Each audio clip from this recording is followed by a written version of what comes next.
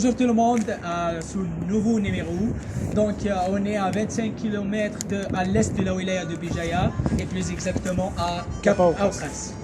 Donc Cap Auqas, à l'époque il a été un lieu de consommation de drogue et de l'alcool.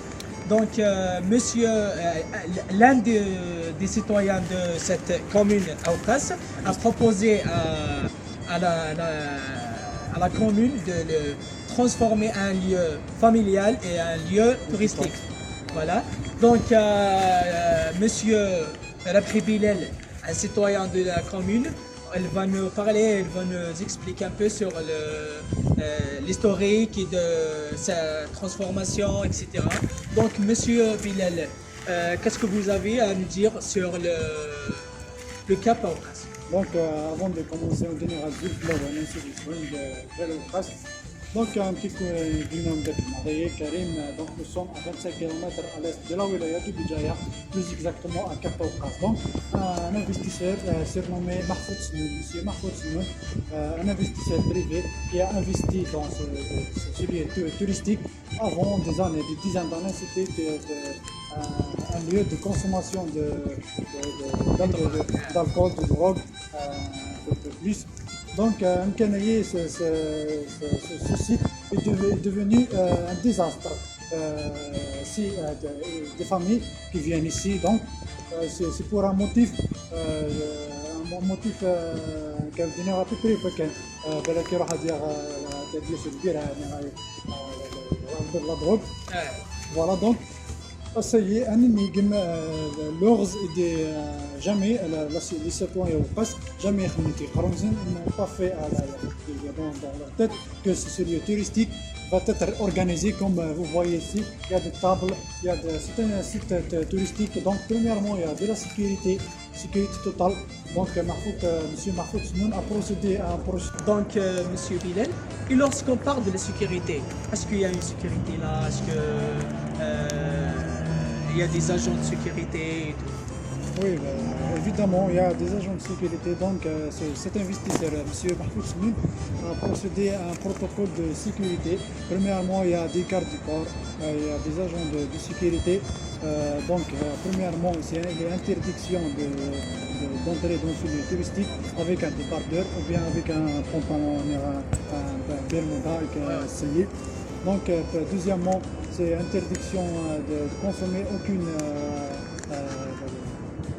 aucun produit est venu de l'extérieur, donc c'est de l'intérieur.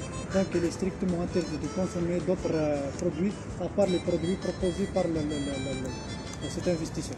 Alors, monsieur Rabhi, lorsqu'on parle de la sécurité du tourisme, est-ce qu'il n'y a pas de risque de la chute de pillards?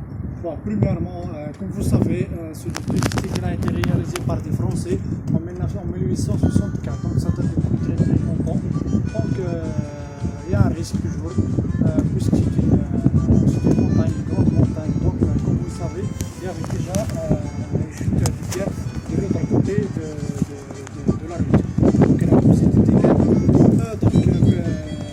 Généralement, ces chutes de pierre se passent en la saison d'hiver. Lorsqu'il y a plusieurs pluies,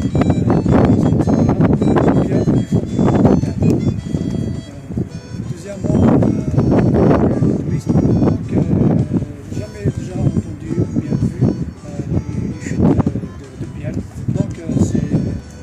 Alors, monsieur Rabhi, est-ce que vous pouvez nous parler sur les horaires d'ouverture et de fermeture de ce lieu? Donc pour les horaires de travail, donc ce lieu touristique commence depuis après 15 heures de midi jusqu'à minuit. Jusqu'à minuit de votre journée. Donc, comme vous savez, on ne peut pas ouvrir le matin parce que le soleil, pendant la saison estivale, est loin. Donc, on travaille à partir de 15 heures, puisque à 15 heures, le soleil, il y a de ce côté, il y a de l'ombre. Voilà. Donc. En question d'organisation, pouvez-vous nous parler un peu sur l'organisation de ce lieu? Par exemple, le parking, les lieux familiales. واش غتكسلي لي النت عاود تص روح غتكسها En question d'organisation, pouvez-vous me parler des choses de nous? روح. Donc, en question d'organisation, pouvez-vous nous parler un peu sur la hiérarchie de ce lieu, par exemple le parking, les places pour les touristiques? Ah oui. Bon, premièrement pour la hiérarchisation et l'organisation du suivi touristique, il y a des parkings où les visiteurs trouvent leur liberté en toute sécurité. Il y a deux agents qui veillent sur le véhicule de ces touristes. Donc, totalement, et généralement, les touristes ont confiance des agents de sécurité parce qu'il y a tout un processus de sécurité, d'organisation qui a été permis par l'ambassade de France. Deuxièmement, je vais répondre à votre deuxième question qui est sur la hiérarchisation du milieu familial. Donc, premièrement, c'est un lieu de détente familial.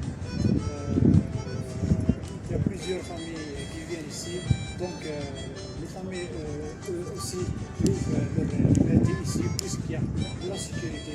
Donc dans ce lieu touristique, tout est basé sur la sécurité.